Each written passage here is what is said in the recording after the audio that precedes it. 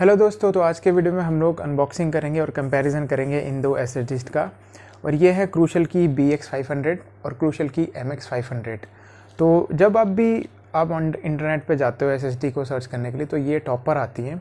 फिर उसके बाद कन्फ्यूजन हो जाता है कि इन दोनों में से लेनी कौन सी है, क्योंकि BX500 जो आपको तकरीबन 1500 रुपये कम की मिलती है और MX500 आपको 1500 रुपये महंगी मिलती है। वारंटी की बात करें तो दोनों में जो वारंटी आपको मिलती है, BX के साथ आपको मिलती है 3 साल की वारंटी और MX के साथ आपको मिलती है 5 साल की वारंटी। ऐसा क्यों है, इसके बारे में भी बात करेंगे। तो मोटा मोटा इनके बीच में डिफरेंस क्या है, उनके बारे में हम लोग बात करेंगे। तो पहली चीज़, सबसे पहले आप क्या करोगे, जब आपको एसएसडी खरीदनी होगी आप ऑनलाइन जाओगे और सबसे पहली चीज़ आप कंपेयर करोगे प्राइस। तो प्राइस सबसे पहले चेक करते हैं। तो ये है क्रूशल की BX500 और आप देख सकते हो इस समय इसकी जो प्राइस है, और मैं दोनों ही 500 GB वाला वर्जन कंपेयर कर रहा हूँ, 480 GB वाला कंपेयर कर रहे हैं। तो जो BX500 है जो आपको वो मिल रही है 2649 रुपये की, ठीक है।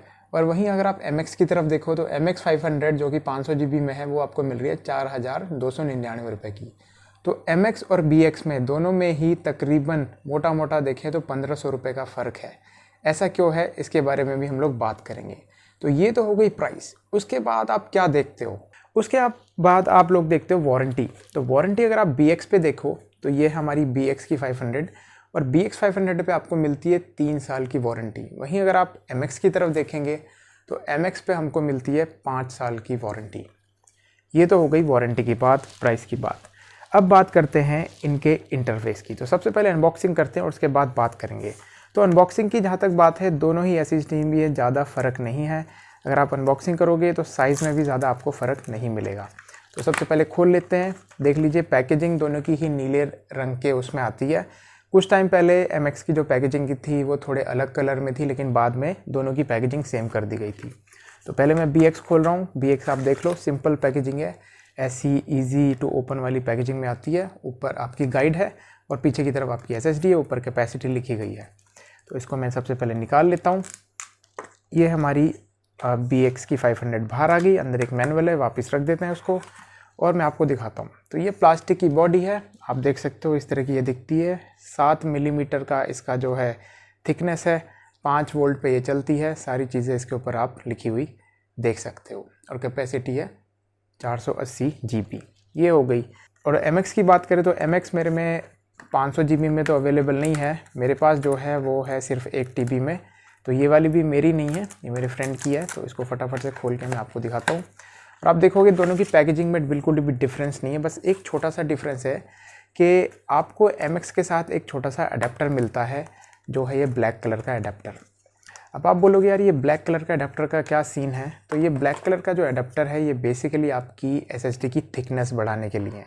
तो कुछ लैपटॉप में कई बार क्या होता है, आपकी SSD जो है वो थोड़ी सी लूज़ आती है। तो कई बार उनमें कुछ गत्ता या कुछ और फंसा के हमको SSD लगानी पड़ती है। तो उन लैपटॉप्स में थोड़ी सी थिकनेस बढ़ाने के लिए इसको 7 से 9 मिलीमीटर की थिकनेस करने में ये वाला जो सिंपल सा प्लास्टिक का पार्ट है ये लगाने के काम आता है। ये कोई ज़्यादा फैंसी चीज़ नहीं है। इसको हटा करके आप कोई गत्ता या कुछ और भी लगा सकते हो, इसमें कोई टेंशन वाली बात नहीं है। तो ये तो हो गया मोटा मोटा डिफरेंस इनकी पैकेजिंग का। तो आप देख सकते हो ज़्यादा पैकेजिंग में भी इनका कोई ज़्यादा डिफरेंस नहीं है। तो पैकेजिंग दोनों की मैं साइड में रखता हूँ और अब देखते हैं पास से। तो आप देख सकते हो सबसे बड़ा डिफरेंस जो आपको इनकी बॉडी में मिलता है वो है क्रूशल की BX जो 500 है वो आती है प्लास्टिक की केसिंग में, और जो क्रूशल की MX है वो आती है मेटल केसिंग में। तो जब इलेक्ट्रॉनिक्स की हम लोग बात करते हैं तो सबसे बड़ा इलेक्ट्रॉनिक्स का दुश्मन क्या होता है, वो होता है हीट। तो मेटल की केसिंग में हीट जो है आपकी आसानी से दूर जा पाएगी आपकी SSD से, तो आपकी SSD की लाइफ और बढ़ जाएगी। प्लास्टिक वाली भी की बात करें तो ये भी हमने काफ़ी ज़्यादा इसकी इंटेंस टेस्टिंग करी है। इतनी ज़्यादा गर्म ये भी नहीं होती है, बिल्कुल हाथ लगाओगे आपको लगेगा ही नहीं कि कुछ गर्म है, हल्का सा वार्म होती है। ये भी हल्की सी वार्म होती है, लेकिन इससे हीट थोड़ी टाइम के बाद इससे दूर जाएगी। लेकिन मेटल की थोड़ी जल्दी ज़्यादा ठंडी हो जाती है। तो हीट डिसिपेशन के मामले में मेटल वाली केसिंग थोड़ी सी जीत जाती है आपकी। तो ये तो हो गई ओवरऑल बॉडी की बात।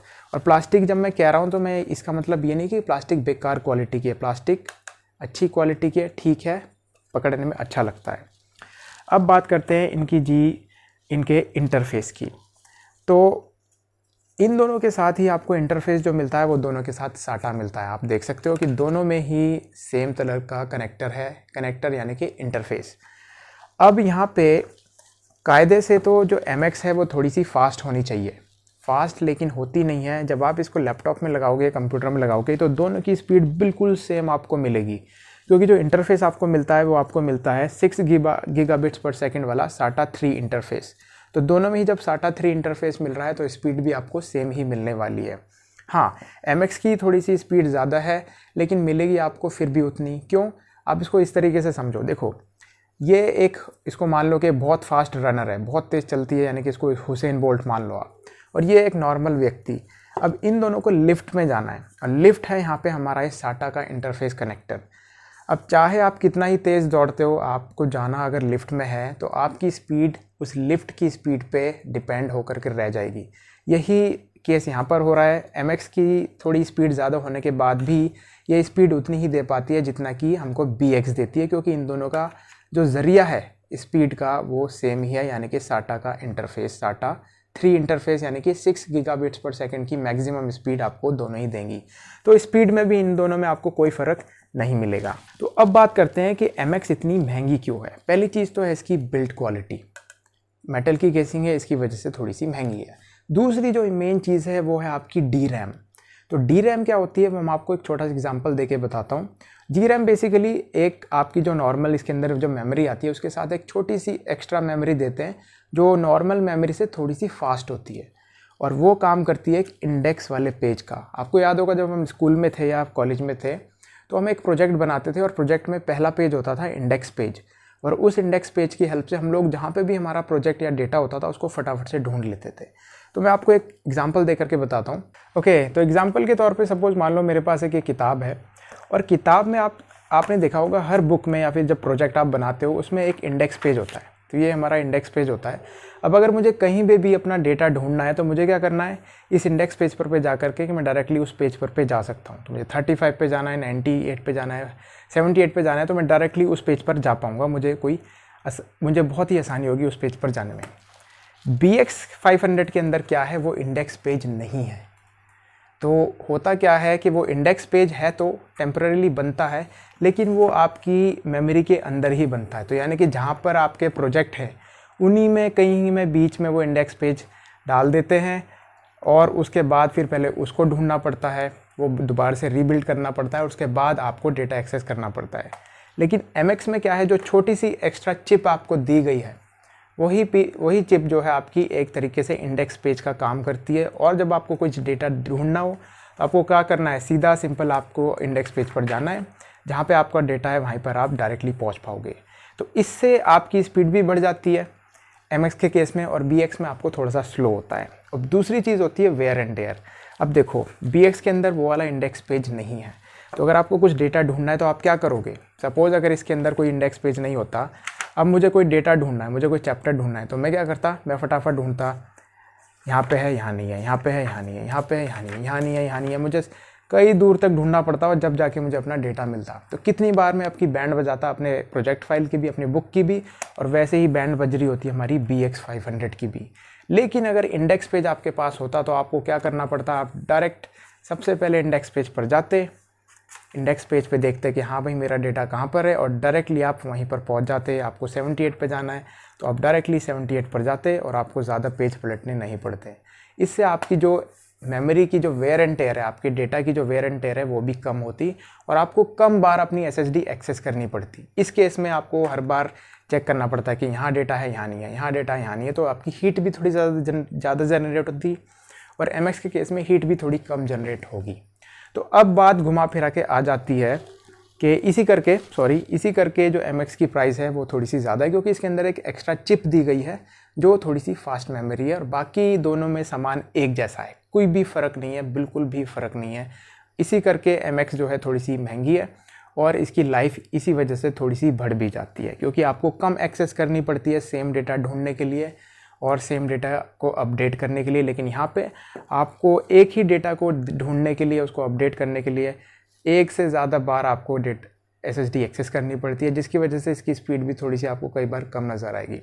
अब बात करते हैं परफॉर्मेंस की। तो परफॉर्मेंस दोनों की सेम मिलती है, क्योंकि इंटरफेस जैसा कि मैंने बताया, भले से ही MX जो है थोड़ी तेज़ है, लेकिन इंटरफेस यानी कि एक ही लिफ्ट में उनको जाना है तो जाएंगे तो दोनों साथ में ही, तो स्पीड ओवरऑल दोनों की आपको सेम ही मिलेगी।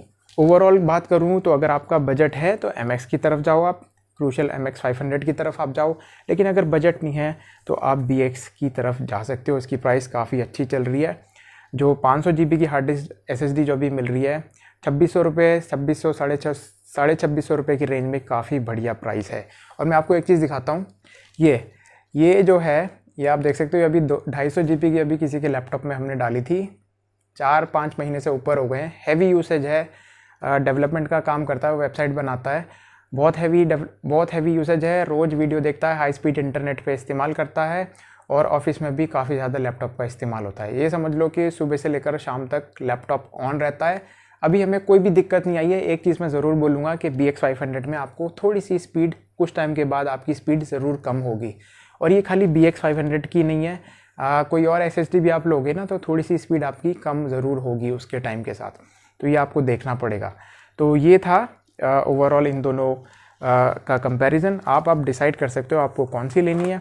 MX का मैंने केस आपको बता दिया है कि एक एक्स्ट्रा चिप आपको मिलती है जिसमें जो थोड़ी सी फास्टर मेमोरी है, जिसकी वजह से ओवरऑल जो परफॉर्मेंस है और जो लाइफ है इसकी बढ़ जाती है। इसलिए MX के साथ आपको 5 साल की वारंटी मिलती है और BX के साथ आपको 3 साल की वारंटी मिलती है।